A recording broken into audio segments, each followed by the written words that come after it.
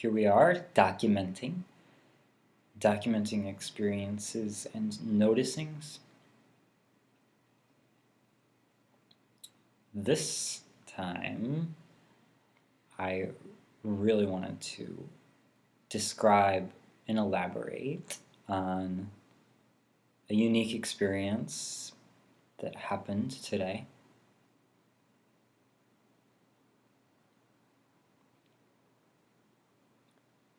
It's like, it's hard to understand thought with thought. It's kind of funny, isn't it? Because we really think that we do, and we think so.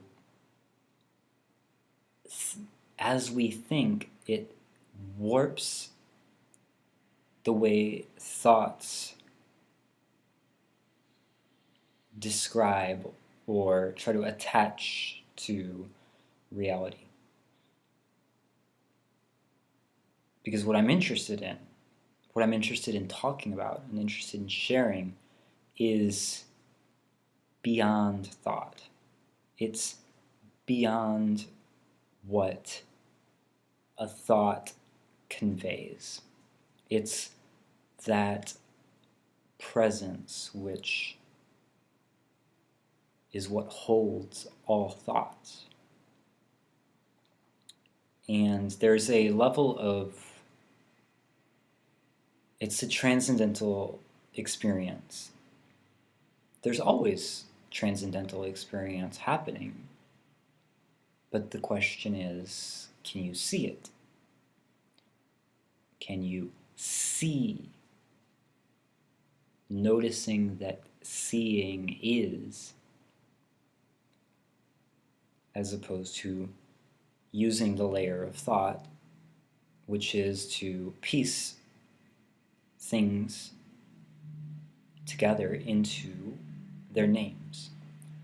Like, for instance, there's a computer in front of me, and there's a mouse, and there are chairs, and there is a table, and there is the TV. And these things, this is seen through the thought level. And so when we talk about having a transcendental experience, that's just, you can look any direction and have a transcendental experience. You just simply notice what's there. And if you see thoughts happening, that's okay. It's not like stopping thoughts, it's just noticing what's in front of you, and then noticing that the mind is doing its job very well. The mind, the brain, whatever, the mind is very good at using its memory banks to say, oh, that is a chair. I know what that is used for. I have seen many people use that chair before. It is always a before. It is a collection of information, of data that it's drawing upon. But in this moment, in this, the reality that is your experience, the chair is nameless. Your direct experience of whatever's in front of you requires no thought. It requires no idea to be laid upon it in order for it to be. And this is what spiritual teachers call a state of being. And it's not very complicated. Our minds overcomplicate it. But it's as simple as noticing your sight, noticing your hearing, noticing what's happening around you within the present moment. And this is truly a perpetual transcendental experience. You transcend the confines of your self. Your self is that which is the conceptual layer the conceptual bubble to which you are literally confined and trapped. The you of your me, yourself, your I, the I. However, how did you so Tharyn, how do you have a transcendental experience when you are also only thought and you are only that layer of thought?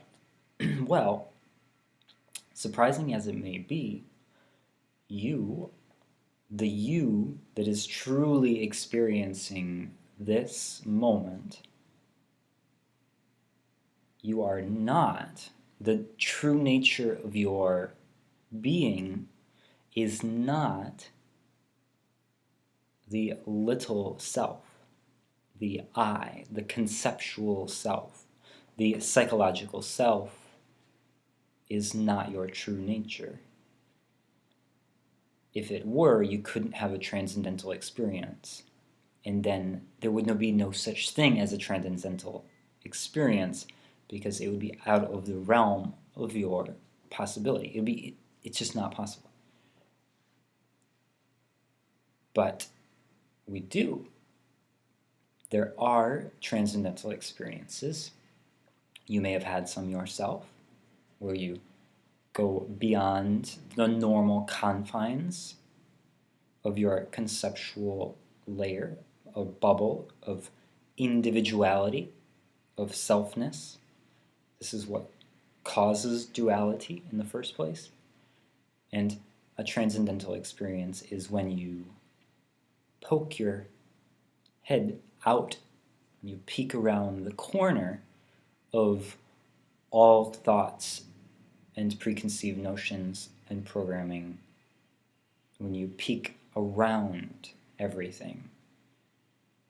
And this is why so many mystics have experiences to which they come back and use metaphors. There are so many metaphors.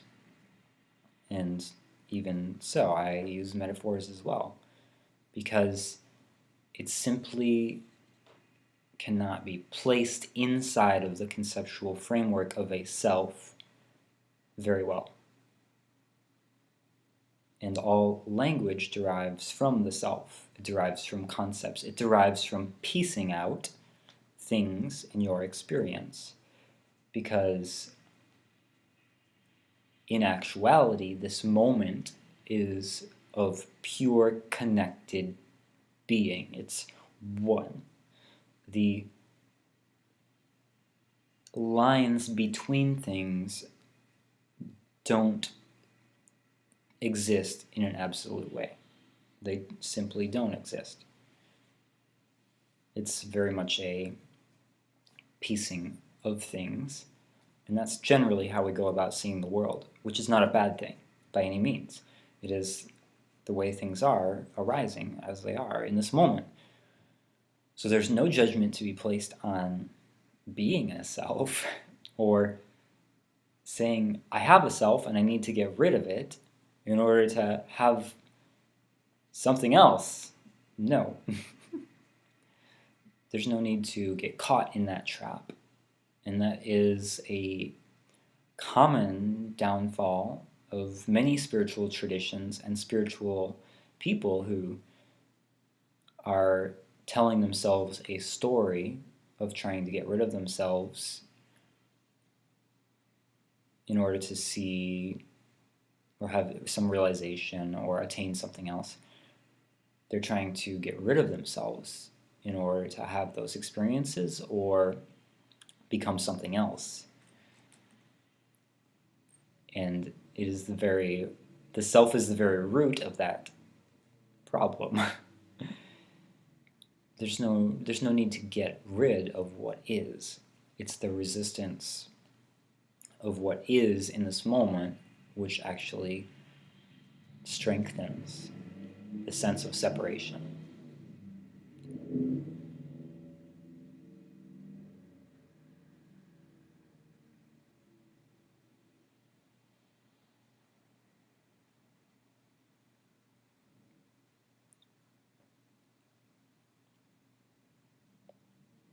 So the reason I went through all of that is because earlier I said that I was going to be describing a transcendental experience. What does that mean, a transcendental experience? It is a present moment unfolding of being which occurs in such a way that the self is either seen through, separation is seen through, or the standard perceptions that we have day to day fall away for a moment, for a long time, depending. Time becomes another irrelevant factor. But I'll save that for other times or other experiences. In this experience, it was less of a time warp. I was driving, so I needed to pay attention somehow. Part of me did.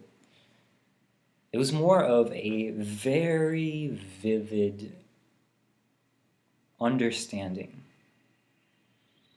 a very direct and beautiful seeing and knowing. That's a better way to put it. And I'm working with the language myself. It can be difficult and cumbersome to use it. It's very blocky in order to convey the fluidity, the depth, the richness, the lucidity of reality as it's perceived by you or me. You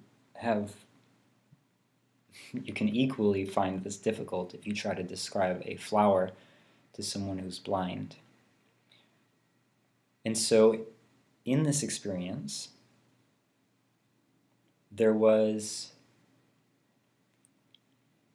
noticing that the present moment is all there is, noticing that thoughts that occur in the present moment, it flattened things into a very concrete nowness, so that thoughts weren't...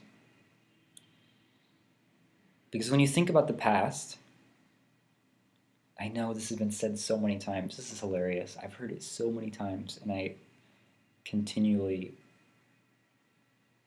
You've heard that when you think about a thought in the past, when you think about a memory in the past, it happens now. And when you're planning for the future, it happens now. Now, that's a beautiful story, and I've heard it hundreds of times as well. And it's just to iterate and to reiterate this noticing of being in the present moment.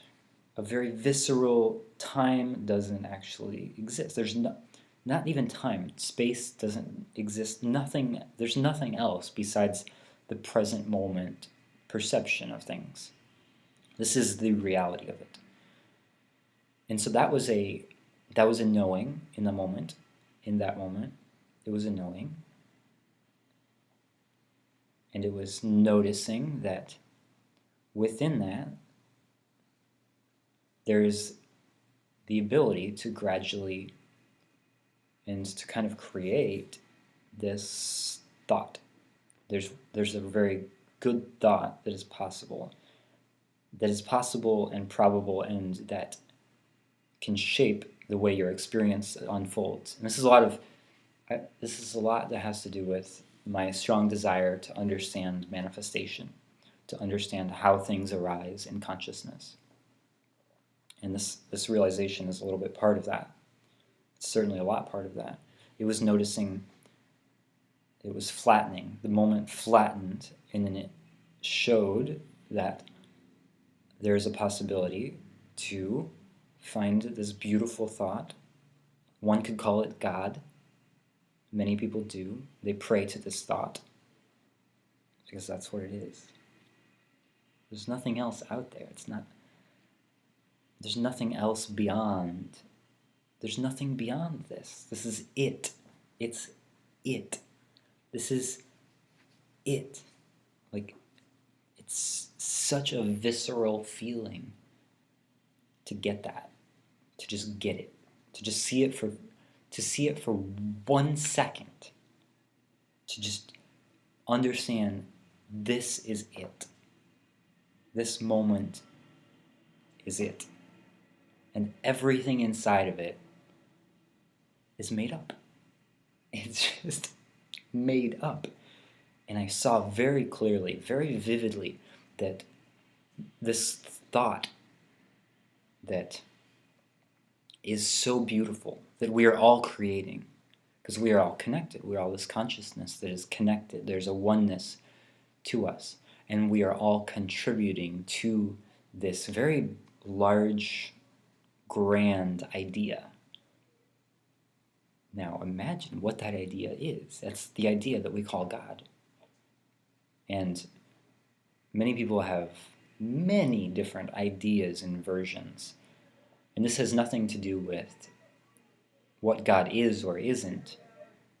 It is the culmination of all good and all desire and all beautiful, desired, interesting things that are important to us, that are important to us as individualized small selves, us as unique droplets of the divine, and seeing that we as droplets are so essential and important and loved and cared for and nurtured and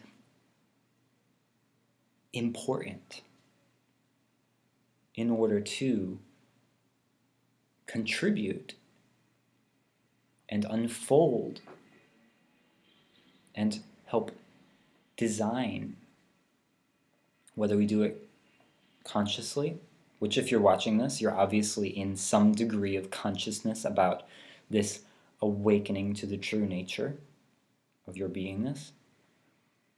There's a conscious design, and this thought was such a gift for me because it was helping me remember that I can choose to bring this thought more into the forefront of my present moment,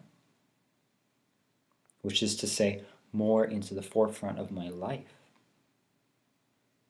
And I can make this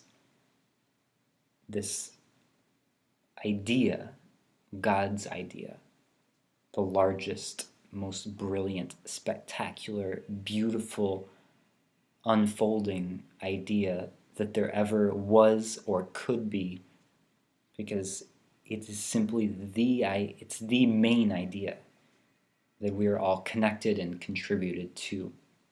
It is the form of ourselves, because we are the formless, the emptiness and the fullness, the dichotomy of those two things, which the mind can't take. Don't try to understand it, it's fine. Everything and nothing being everything and nothing at the same time. And this gift, this experience, you'll understand if you've been reading this type of work, or non-duality, or law of attraction. It was noticing that this thought is so powerful, and it's so loving, and it's so available. And it was a glimpse, it was a glimmer of probably what is described as God, what is described as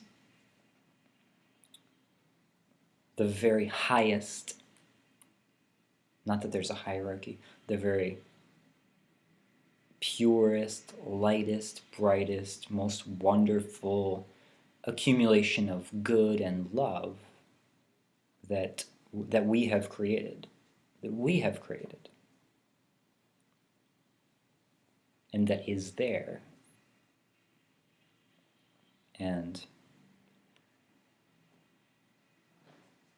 it was very powerful and also subtle. It was very subtle. It was like a slow realization, and I had a smile on my face. And I was driving through the redwoods here in Santa Cruz, and it just it just occurred to me like a whisper. And it sat, and I noticed it.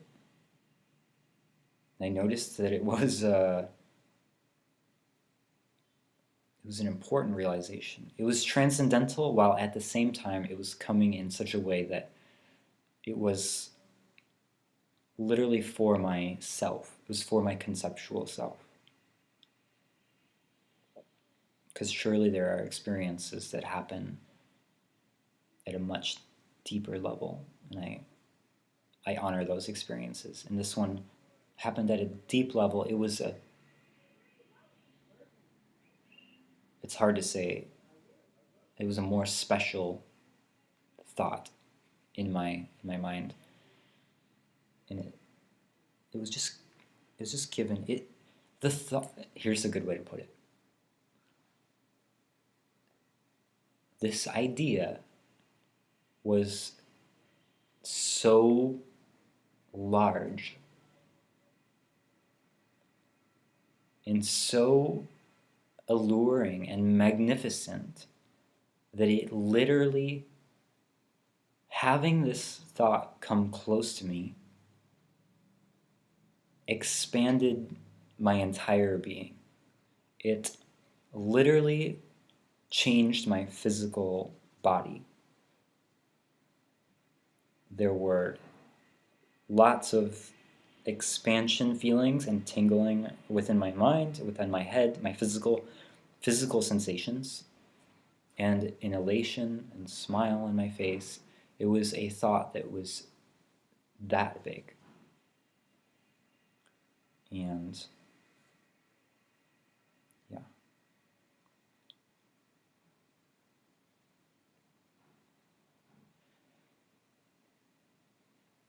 So even as I'm relaying this,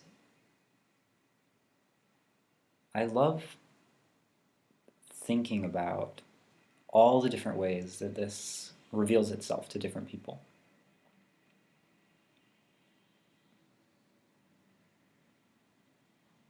Whatever this is.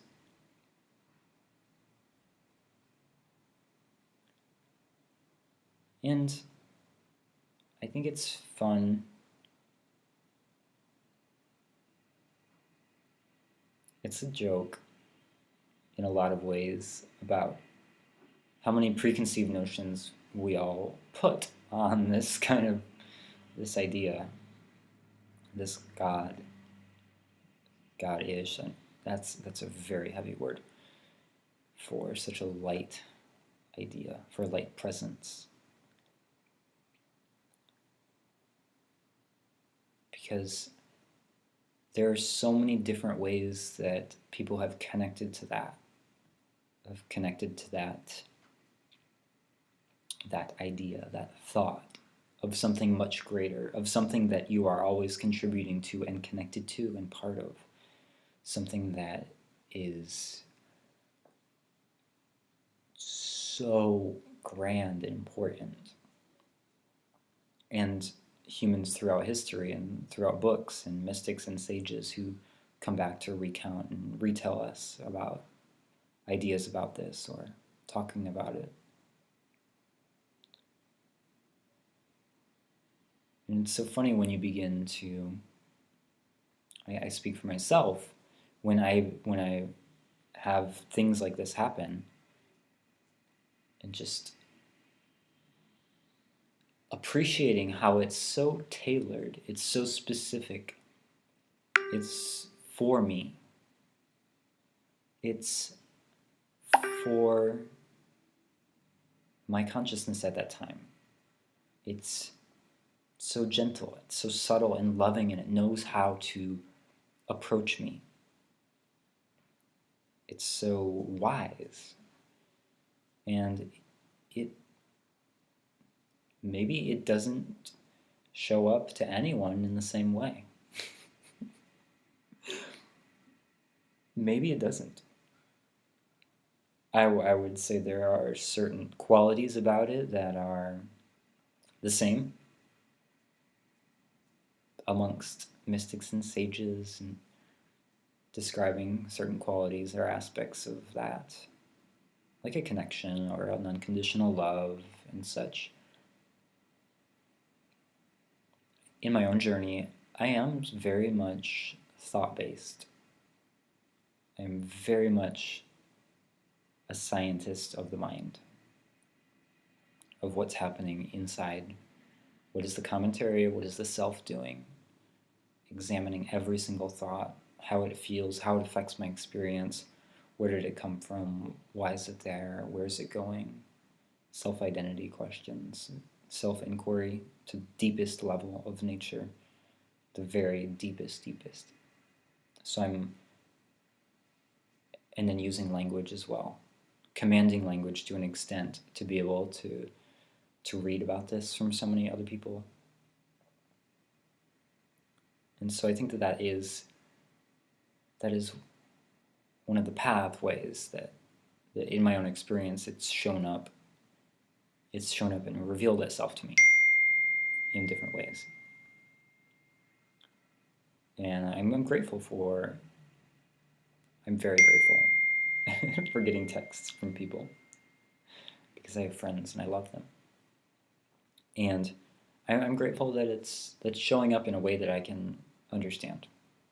And I think that it will for everyone. In fact, I know that it will for everyone. It's just a knowing. It comes with it every time it's touched. Every time it is in the forefront of this arising moment, in clarity, it is so understood that this is the true nature of me and of all of it, of all people, of everything. Its true nature is already there, present, knowing itself, and that there isn't anything to worry about in the sense of you have to go awaken or you have to wake others up. It dissipates completely from when perhaps I did think that. There's no saving anyone. There's not. Perhaps there's an impulse as an ego, as a self, to reduce other selves' suffering, because it is truly a oneness. You feel a camaraderie at the deepest level of awareness. And yes, there is a desire to relieve that in others. But that desire comes from a deeper compassion, a deeper understanding of brotherhood, of sisterhood, of connection with the source that is arising me, that I am arising from, to which I am. Feeling that connection so much. Being a tree in the forest and opening your eyes to look down and see that the root system is connected to my brother on my right and my sister on my left. To see them equally and completely, and to see the other plants, and to see the connection of all that arises in consciousness.